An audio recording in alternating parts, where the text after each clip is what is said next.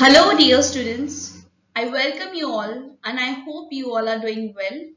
So, with this wellness, let us all embark with a new lesson in geography for this semester and learn some important topics related to it.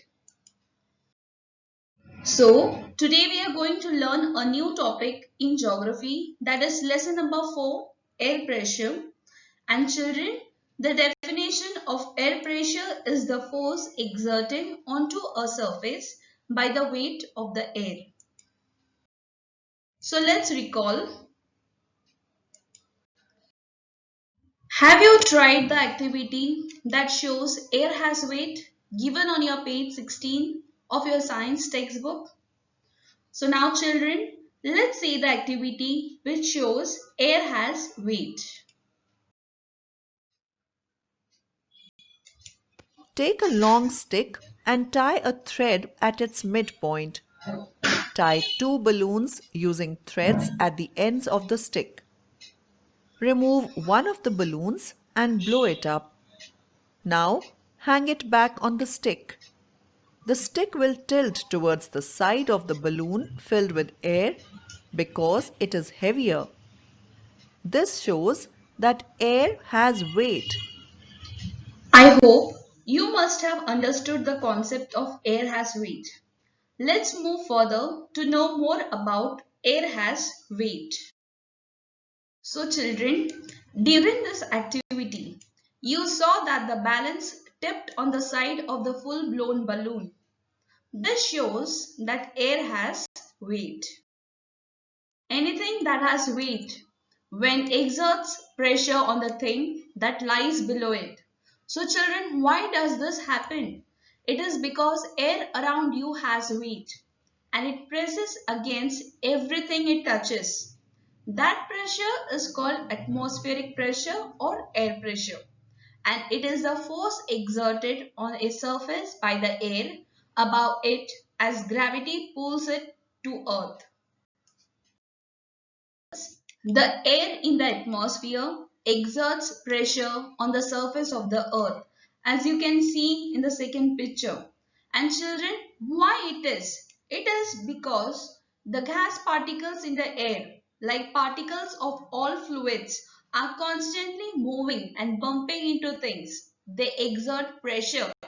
Now this pressure exerted by the air in the atmosphere is greater closer to Earth's surface, and it decreases as you go higher above the surface.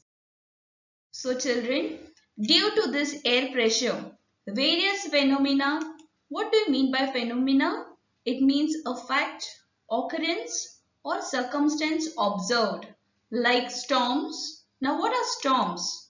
It means a violent disturbance of the atmosphere with strong winds and usually rain, thunder, lightning or snow.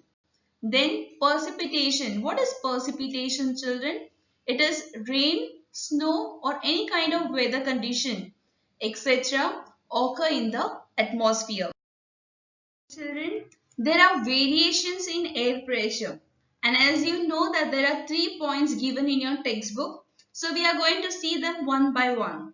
The first point is air pressure is not uniform. Not uniform means it keeps on changing on all places on the earth surface. Now what do you mean by this?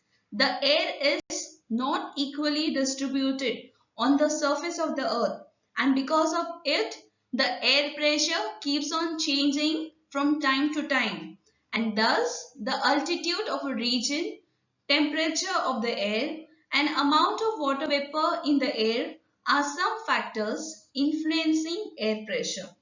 And also students, make a note that air pressure is the weight of the air pushing down on you at any given time.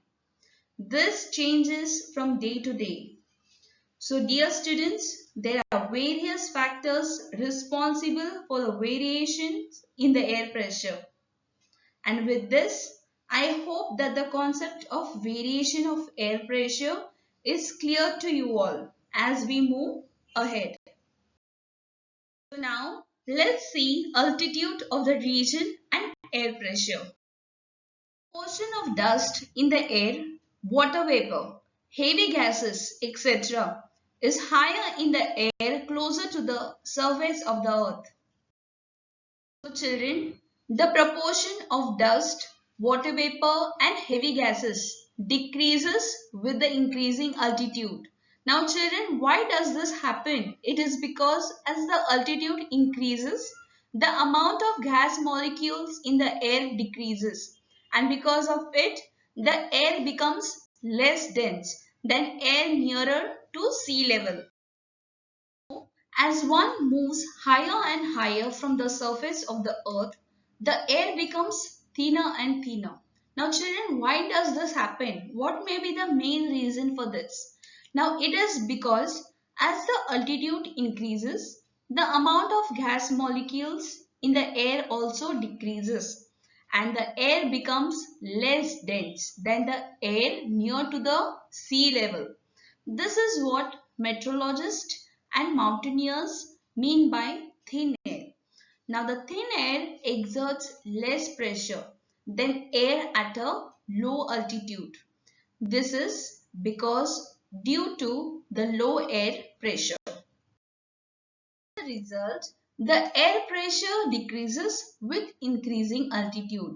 Now children, it is because the atmospheric pressure decreases as the height of a surface above ground level increases. Now this is because as the altitude increases, the number of air molecules also decreases.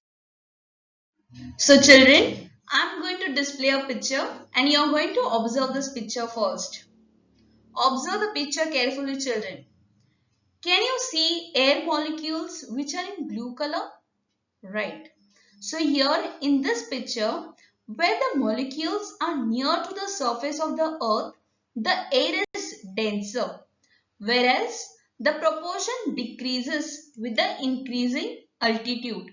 That means the air becomes thinner and thinner as you go higher and higher. So my dear students, I hope the concept of altitude of the region and air pressure is perfect with you all. With this, let us move ahead and understand the concept of air temperature and air pressure. So dear students, to make the concept of the air temperature and air pressure more clear, here is an activity for you all. Now let us see, and the activity is about the flying lantern. So you have to take a flying lantern, and as you must be all aware about this flying lantern, as you must have seen this lantern during Diwali and Christmas festival. So children, what you have to do is, you have to tie an approximately 5 centimeter long thread to the flying lantern so that you can bring the lantern down whenever required. So children, once you finish tying a 5-meter thread to the flying lantern, what are you supposed to do next is, you are going to carefully read the instructions given on the package of the lantern. You are going to open it and you are going to place the candle where it is supposed to be placed. And then you are going to observe what happens. So now children, let's see and observe what happens. As you can see in this picture. But before this, what was the first step? The first step was to tie a 5-meter long thread to the flying lantern. Then what was the second step? The second step was to read the instructions carefully about where and how to place the candle, right? And the third step, as you can see in this picture, as the candle was lit, the air in the flying lantern gets heated and the hot air expands and it becomes lighter and the flying candle starts moving up. So after this, after some time, you have to bring the lantern down with the help of the thread as you have tied it in the first step and put off the candle. So children, now let's answer the questions which are given in your textbook page number 70. And the first question is, did the flying lantern start ascending immediately after the candle was lit? Now what do you mean by this question? Now the question means as soon as the candle was put on, did the flying lantern start moving up? And the answer is yes. Now why it is? Because the flying lantern gets heated as soon as you put on the candle, and the hot air expands and it becomes lighter and it starts moving up. Now let's see the second question. What would have happened to the flying lantern had the candle got extinguished? Extinguished means stop burning after the lantern had gone up in the air. Now children, what will happen? The lantern will fall back to the earth. Let's move ahead and see the geographical explanation.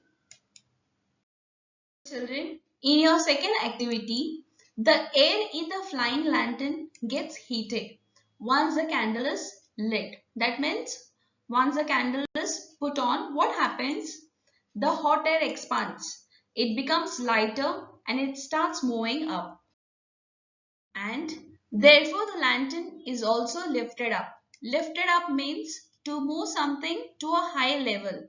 So the lantern is lifted up towards the sky. So now children, this second activity is compared to the nature. Now let's see what happens in the nature. So in the nature too, a similar phenomenon occurs. So children, as you can see in this slide, a picture is being displayed of two cubes. You can assume it the first cube as a green cube and the second one is a blue cube. So children, as the flame hits up the air, the molecules move faster and faster and they spread out, making the hotter air less dense than the cooler air. So children, in this second blue cube is placed under a fire and the hotter air in this cube makes air less dense, whereas there is no heat above the first green cube. So this means that there are fewer molecules per unit volume in the hotter air than in the cooler air. So children, this means that the hot air expands, it becomes lighter and it starts moving up. Therefore, the lantern is also lifted up towards the sky. So this experiment gives us the conclusion that temperature and air pressure are closely related. Like how temperature and air pressure are closely related, let's see. Air pressure is influenced by temperature because as the air is warmed, the molecules start moving around more. So they bump into each other more often and create more pressure. But air pressure also affects temperature. The more those molecules bump into each other, the more heat they generate. So, whenever the temperature is high, the air pressure is low. As you can see in this picture, as the temperature is high, the air pressure is low. So children, as the temperature rises, the air gets heated, it expands and it becomes lighter. So this lighter air in the vicinity means the area near or surrounding a particular place of the earth's surface starts moving up towards the sun. As a result, the air pressure in such areas decreases. So students, let's have a bit deeper look at the relation between air temperature and air pressure. Here you can see a picture of an instrument that is a weighing scale which displays two boxes, whereas in this box where there is low temperature there is high pressure, whereas in the opposite side where there is high temperature the pressure is low. So as stated earlier, this lighter air in the vicinity of the Earth's surface starts moving up towards the sky, and as a result, the air pressure in such areas decreases. So children, the concept of relation between air temperature and air pressure is clear to you all. And so we are going to stop till here and we shall continue it in our next video. Till then, thank you and God bless you all.